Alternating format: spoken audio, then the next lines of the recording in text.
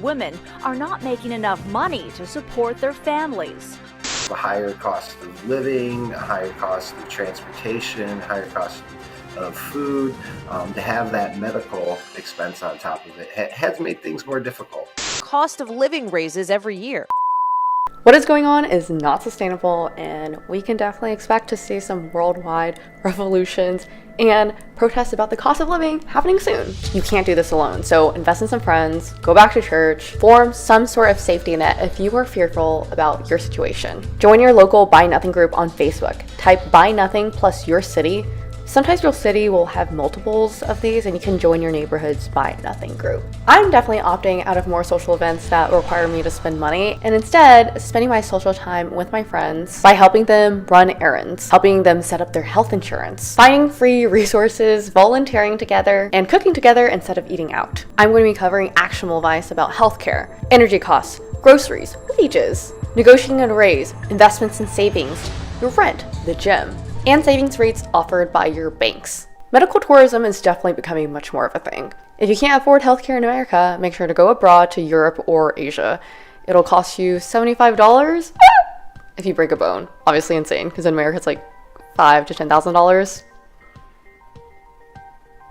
I was in Germany and developed a pretty severe eye infection and went to an ophthalmologist, and they treated me and sent me on my way.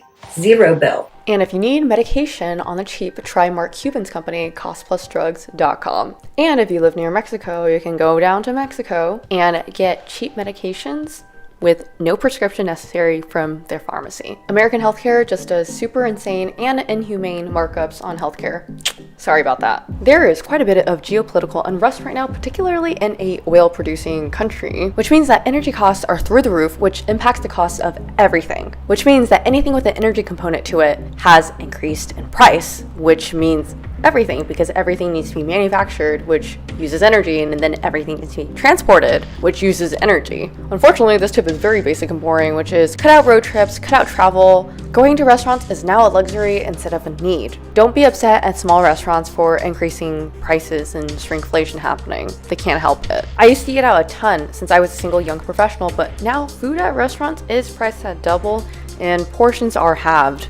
Oftentimes now I'll finish a meal and still be hungry after. Pre-COVID, one entree was usually 2 meals for me, and now it's barely 1 full meal for me. Groceries are basically doubling in price, so it is essential to buy staples ahead of time. My mom likes to troll Chinese supermarkets for sales, and she also loves to cook. So she bought and prepared half of my food. So I've been semi-insulated from the rising cost of groceries earlier. I never really needed to learn how to cook before because work provided all my food. Shout out to like tech companies. And it was just cheaper for me to get takeout. But now I've decided to learn how to cook foods I actually like. And I can be healthier, which is a huge long-term plus. I'm now buying all of my own food, and I got a Costco membership last weekend because it actually makes financial sense as a single person to do so now in this climate. I buy primarily frozen meat and frozen food at Costco, and I buy veggies and fruits on the side of the road.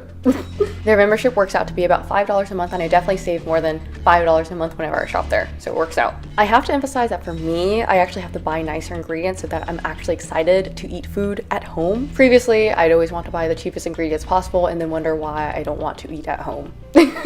So what do you do if you have some extra liquidity? Like you have some cash lying around? Your safest option is definitely keeping cash on hand. You can use cash to take advantage of the dip and have more in your emergency fund, but it's also rapidly losing its purchasing power due to inflation. Still, the United States dollar is performing well compared to the Japanese yen and the European euro. So I would personally recommend keeping as much cash on hand as possible so that you don't go into debt for any emergencies that arise, particularly during this period. In regards to investing in stocks, there's currently a dip, and when you invest in the top 500 companies in America, you're essentially betting on the economy, that we will grow, innovate, and profit. And considering how much we joke about capitalism in America, you can safely bet that the stock market is a good place to park your money over a longer time horizon, as long as you don't need it in the next 5 to 10 years. Above all else, make sure to dollar cost average and don't just put in a huge lump sum at once. The prices of crypto, like Bitcoin and Ethereum, has correlated with the stock market since the start of the pandemic. This trend could stop or reverse. Many people don't believe in the US government, or any government for that matter, and they choose to park their assets in crypto. Please watch my previous videos on stablecoins and governments and money. Real estate is also pretty bonkers.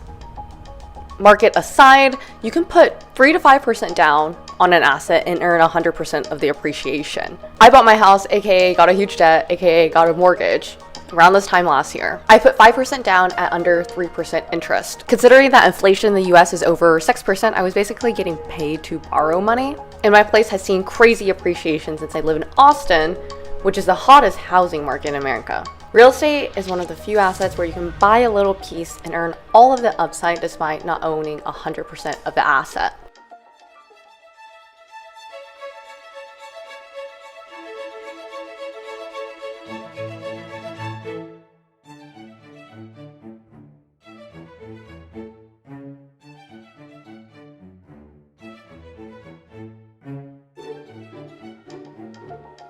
If you can stomach it, get a place with a reasonable price right now since prices are dipping. You can always refinance 2 years later, probably at a lower interest rate, and you didn't pay for an overpriced house. We love how expensive it is to sleep somewhere at night, so we are covering rent hikes now. So I moved out of San Francisco to go to Houston, to then go to Austin, which is still significantly cheaper than New York City, San Francisco, Los Angeles, and Miami. Getting roommates, if you like it, can really help with finances, but also a terrible roommate can give you extreme PTSD. This is also when you see people move in with their significant others or current boo out of financial necessity and not necessarily as a step forward in the relationship.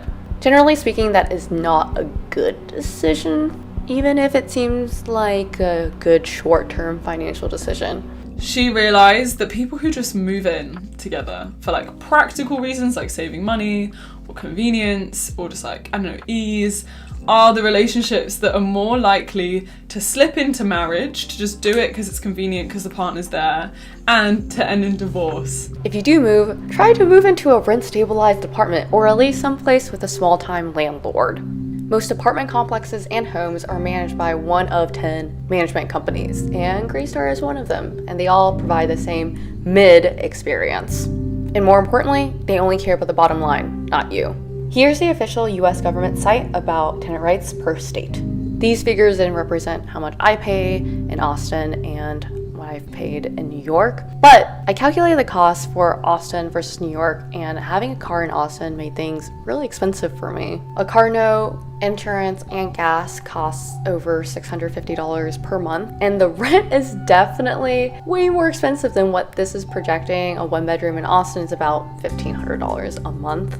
And the rent savings in Austin got completely blown out by the car costs. Also, even larger cities like New York have more resources available, more free activities, and more opportunities in general. Let's cover increasing your wages. There's about 4 main things that you can do. Negotiating for a raise, switching companies, upskilling, gaining more valuable skills, and switching industries. The general advice during a recession is to not go back to school, because everybody thinks it's a great idea to go back to school because they can't find a job, and then subsequently accrue more debt. Then you're older, you're competing with younger, cheaper talent. If you are thinking about grad school, I would encourage you to consider if it's actually necessary. Negotiating for salary increases was easier 2 months ago, but it's definitely case specific. There are some companies where workers are being laid off, but now they have room in the budget to give existing workers raises since they're now doing the jobs of 2 people. If you are a woman, check out 81cents.com for more negotiation tips. This is also the perfect time to train for a work from home role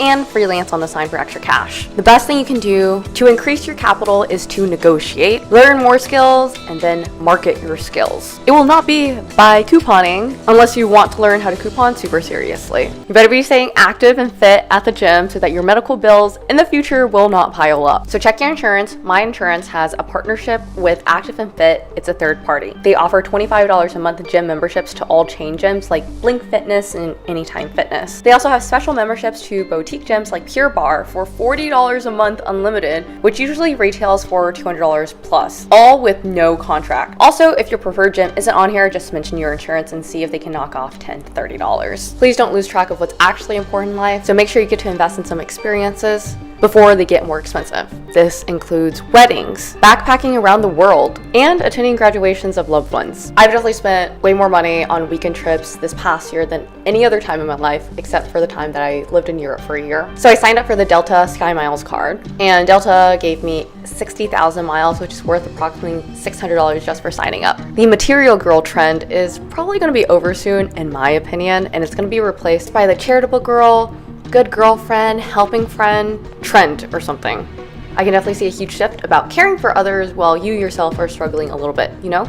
Maybe empathy on social media will be the next trend, even if it's performative. My TikTok blew up because I was pointing out that banks offer 1% of 1% interest rates last year, and it still hasn't really changed. One of the smaller things that I do is put $1,000 in my crypto wallet, and it earns 12% interest. Full disclosure, I am a recipient of the Celo Foundation, and the crypto wallet is a spin-off of theirs. If you want to learn more, watch the first video in the series where I explain the intent of this free series that rewards you with crypto for learning. 12% interest sounds crazy, but that's $2.30 every week just for having $1,000 in my account. I can take my money out anytime. Watch these videos if you want to learn more, and stay prosperous.